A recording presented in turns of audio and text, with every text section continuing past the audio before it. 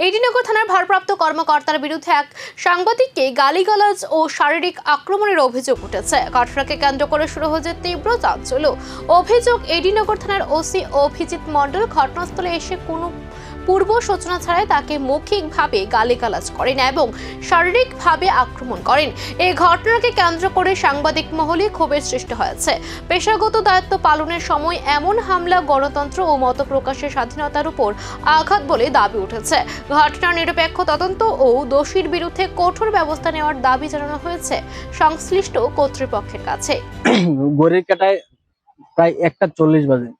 আমি তো এখন আমতলী থানায় যে সেকেন্ড নাগা মানে এদিকে বাইপাস রুটে একটা পাখির দোকান আছে। তো আমি এখান থেকে এক জোড়া পাখি কিনছি, 1 কেজি পাখির খাওয়ান কিনছি, একটা খাঁচা কিনছি।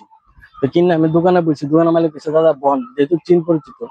তো বুঝছি পর্দা হঠাৎ করে একটা এডিনগর থানার গাড়ি আইছে। তো এই গাড়ি আইছে পর্দা একটু স্লো করছে পর্দা, আমি চেয়ার তৈরিটা দাঁড়াইছি। তো দাঁড়াইছি পর্দা তাই দৌড় দিয়ে লাভ দিয়ে এসে আমার কলারে ঠাক করে ধরেছে। ধরে আমার কাছে যে বাড়ি কই, আমি বলছি ওই তো স্যার বাড়ি আমার আমতলী। হ্যাঁ, তাই মোবাইল থেকে ছবি বাই করছে, একটা ছবি বাই করে সেটা করতেছে। তো কালকে তুই নাগরতলা মারপিটে আসলি, তুই তাই করে যেমনে পারে। আমি কিছু স্যার আমার কলারটাকে ছাড়েন দেন, বুঝলেন কলারটা আমার ছিঁড়ে গিতে করছে। তো হালকা একটা কিনছি, কলারটা ছিঁড়ে দিতে স্যার ছাড়েন কলারটা ছাড়েন, আপনি গিতে করবেন। মানে অনেক মানুষ জড়ো হয়ে আছে। এখন আমি বলছি স্যার আমি কেন নাগরতলা থাকতাম, আমি তো আমার বাড়ি আমতলী। এবার ছবি বাই করে না ছবিটা তোমার মিলছে না। ঠিক আছে ভুল হয়েছে, তুমি একদিন আয়ো থানাতে আয়ো। পয়সা তেনার একটা মানে একটু নির্দায় সেটা গাড়িতে লাভ দেবে গেছে। আমি আবার তেনা ডাকছি স্যার তেনার লোক একজন টিএসআর আসলো, একজন আসলো, একজন টিএসআর একজন টাইপের।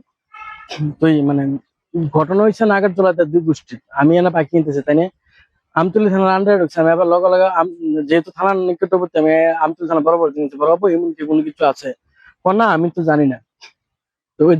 সত্যি কি কোনো পূর্ব উত্তেজনা ছাড়াই এই ঘটনা ঘটেছিল, নাকি এর পেছনে রয়েছে অন্য কোনো প্রশাসনিক দ্বন্দ্ব?